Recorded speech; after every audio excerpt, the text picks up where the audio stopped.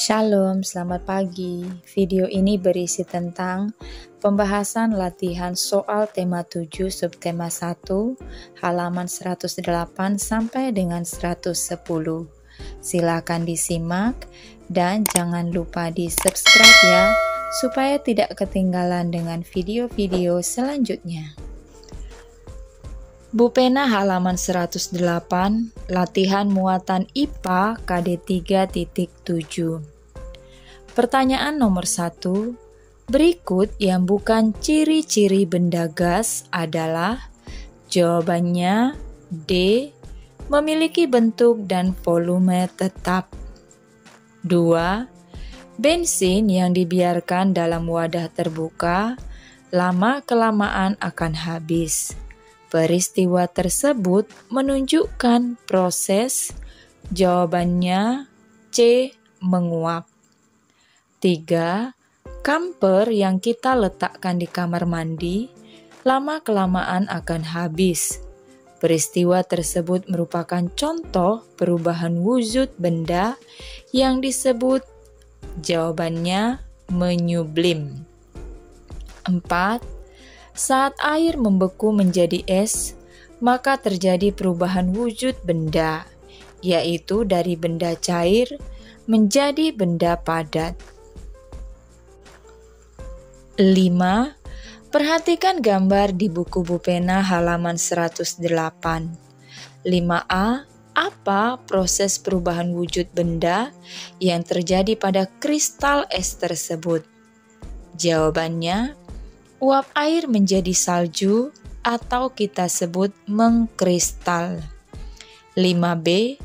Apa yang menyebabkan perubahan wujud kristal es? Jawabannya, penurunan suhu atau pelepasan panas yang dialami oleh suatu benda. 5C. Apakah kristal es dapat berubah menjadi wujud benda lain? Jelaskan. Jawabannya ya. Kristal es dapat berubah menjadi wujud benda lain seperti mencair apabila diletakkan pada suhu ruang atau suhunya mengalami kenaikan. Bupena halaman 108 sampai dengan 109, latihan muatan bahasa Indonesia KD 3.5. Bacalah teks berikut untuk menjawab soal nomor 1 sampai dengan 3. Judulnya Budi Utomo. Pada tanggal 20 Mei 1908, didirikan sebuah organisasi pemuda di Jakarta.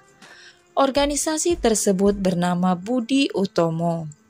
Ide untuk mendirikan organisasi tersebut digagas oleh Dr. Wahidin Sudirohusodo dan Sutomo.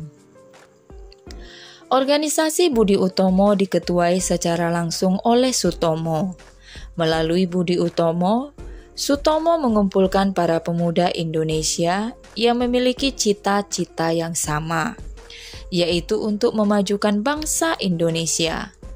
Mereka pun bersama-sama berdiskusi dan berjuang untuk mewujudkan cita-cita Indonesia maju dan merdeka. Pertanyaan nomor 1. Informasi sejarah yang disampaikan pada paragraf pertama adalah? Jawabannya C. Tokoh-tokoh pendiri organisasi Budi Utomo. 2. Kalimat tanya yang sesuai dengan isi paragraf kedua teks tersebut adalah? Jawabannya D. Bagaimana cara Sutomo mengumpulkan pemuda Indonesia? 3. Perhatikan informasi berikut. Pada tanggal 20 Mei 1908, didirikanlah sebuah organisasi pemuda bernama Budi Utomo di Jakarta. Kata tanya yang tepat untuk informasi tersebut adalah? Jawabannya B. Kapan? Bacalah teks berikut untuk menjawab soal nomor 4 dan 5. Tanam paksa. Kultur stelsel merupakan salah satu program bangsa Belanda saat menjajah Indonesia. Nama program tersebut diambil dari bahasa Belanda yang dikenal dengan sebutan tanam paksa. Program ini dicetuskan oleh seorang gubernur jenderal Hindia Belanda bernama Johannes van den Bos. Program tanam paksa mulai diberlakukan oleh Belanda pada tahun 1830. Puncak perkembangan program ini terjadi pada tahun 1850. Pada saat itu, hasil tanam paksa tersebut mencapai jumlah tertinggi. Hal itu pun membuat pemerintah Belanda memperoleh keuntungan yang sangat besar. Di sisi lain, program tanam paksa justru merugikan rakyat Indonesia. Rakyat Indonesia ditekan dan dipaksa untuk bekerja tanpa diberi upah. Akibatnya, rakyat Indonesia pun sangat memprihatinkan, mulai dari terserang penyakit, kelaparan, bahkan kematian. 4. Kerjakan soal-soal berikut. 4A. Informasi penting apa yang disampaikan pada paragraf pertama? Jawabannya, program Kulturstelsel. 4B. Apa ide pokok dari paragraf kedua teks tersebut? Jawabannya, program tanam paksa mulai diberlakukan oleh Belanda pada tahun 1830. 4C. Apa kalimat tanya yang sesuai dengan isi paragraf ketiga? Mengapa program tanam paksa merugikan rakyat Indonesia? Itu kalimat tanyanya. 5. Tuliskan kembali isi teks tersebut ke dalam satu paragraf menggunakan bahasamu sendiri. Ini contohnya ya. Kulturstelsel merupakan salah satu program bangsa Belanda saat menjajah Indonesia yang disebut juga dengan tanam paksa. Program tersebut dicetuskan oleh seorang gubernur jenderal Hindia Belanda, Johannes van den Bos. Tanam paksa mulai dilakukan pada tahun 1830. Puncak perkembangan tanam paksa terjadi pada tahun 1850. Pada saat itu, hasil tanam paksa mencapai jumlah tertinggi yang membuat keuntungan yang sangat besar bagi Belanda. Namun, program tanam paksa merugikan rakyat Indonesia karena ditekan dan dipaksa untuk bekerja tanpa diberi upah. Akibatnya, kondisi rakyat Indonesia sangat memprihatinkan, mulai dari terserang penyakit, kelaparan, bahkan kematian. Bu Pena halaman 109 latihan muatan SBDP KD 3.2.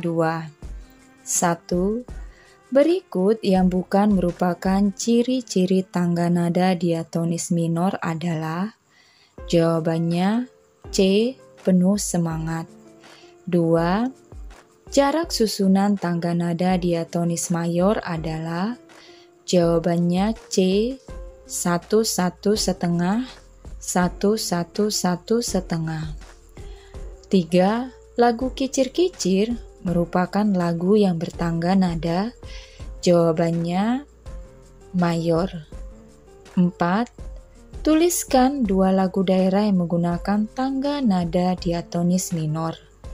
Jawabannya Bubui Bulan dan Es Lilin. 5. Jelaskan perbedaan lagu bertangga nada mayor dan minor. Jawabannya, tangga nada mayor memiliki jarak 1 1 setengah 1 1 1 setengah dengan Do sama dengan C.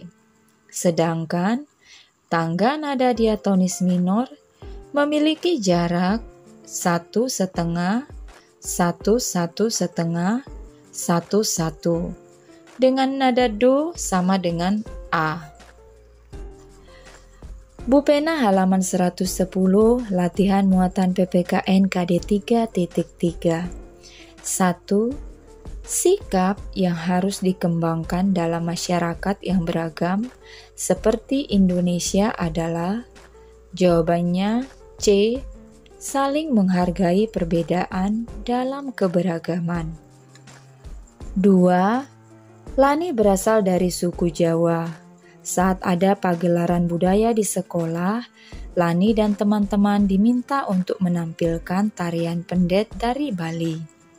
Sikap Lani yang sesuai dengan upaya melestarikan budaya nasional adalah, jawabannya, bersedia untuk menampilkan tari pendet dari Bali. 3. Peristiwa sejarah yang berhasil menyatukan pemuda Indonesia dari suku dan budaya yang berbeda adalah, jawabannya, Sumpah Pemuda. 4. Jelaskan faktor-faktor yang menjadi penyebab adanya keberagaman dalam masyarakat di Indonesia. Jawabannya, ada 3 faktor. Yang pertama, faktor letak geografis. Negara Indonesia yang dilalui garis khatulistiwa, sehingga Indonesia berada di antara benua Asia dan Australia, serta antara Samudra Pasifik dan Samudra Hindia. Dengan demikian, Indonesia terletak di jalur persimpangan transportasi dunia. 2. Faktor sejarah Indonesia, yaitu adanya percampuran budaya asing akibat kedatangan bangsa penjajah yang cukup lama dan berbaur dengan masyarakat sehingga tercipta budaya baru. Yang ketiga, faktor keberagaman kenampakan alam di Indonesia. Karena wilayah Indonesia terdiri atas pulau-pulau yang mengakibatkan masyarakat antar pulau sulit berhubungan satu sama lain. Akibatnya, setiap pulau yang terisolasi mengembangkan cara hidupnya masing-masing berdasarkan kondisi alam di pulau tersebut, sehingga menciptakan budaya yang khas dan berbeda satu dengan yang lain. 5. Tuliskan masing-masing 3 suku yang berasal dari tiap pulau besar di Indonesia. Jawabannya, A. Pulau Sumatera, suku Aceh, suku Gayo, dan suku Minangkabau. B. Pulau Jawa, suku Betawi, suku Jawa, dan suku Sunda. C. Pulau Kalimantan, suku Dayak, suku Kutai, dan suku Banjar. D. Pulau Sulawesi, suku Makassar, suku Bugis, dan suku Mandar. E. Pulau Papua, suku Asmat, suku Dani, dan suku Bintuni. Bu Pena halaman 110, latihan muatan IPS KD 3.4. 1. Potensi Indonesia yang menarik bangsa asing untuk singgah kemudian menjajah adalah, jawabannya B. Rempah-rempah.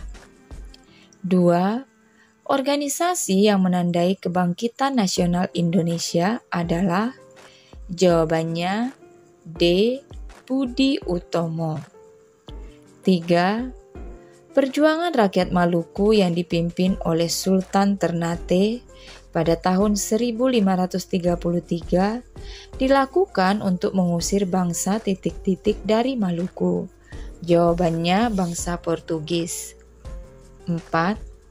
Apa saja faktor internal dan eksternal yang memengaruhi kebangkitan pergerakan nasional di Indonesia? Jawabannya, faktor internal. A. Penderitaan rakyat akibat penjajah. B. Lahirnya golongan-golongan terpelajar dan cendekiawan. C. Sejarah kejayaan hidup kerajaan-kerajaan Indonesia di masa lalu. Faktor eksternal. 1. Kemenangan Jepang atas Rusia dalam Perang tahun 1905. 2. Masuknya paham baru seperti nasionalisme dan demokrasi. 3. kebangkitan nasional negara-negara tetangga seperti India dan Filipina. 5. Buatlah perbandingan dari beberapa sifat pergerakan nasional dari tahun 1900-an hingga tahun 1930-an. Jawabannya, masa kebangkitan nasional tahun 1900-an.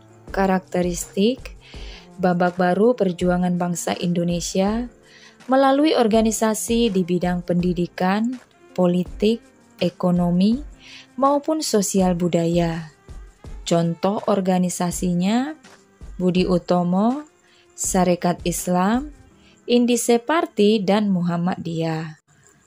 Masa radikal pada tahun 1920 sampai dengan 1927. Karakteristiknya, pergerakan politik menggunakan taktik kooperatif dengan penjajah, mendorong semangat kebangsaan dan persatuan melalui rapat-rapat umum, surat kabar, dan lembaga pendidikan. Contoh organisasinya, Perhimpunan Indonesia atau PI, Partai Komunis Indonesia atau PKI, Partai Nasional Indonesia atau PNI. Masa moderat pada tahun 1930-an.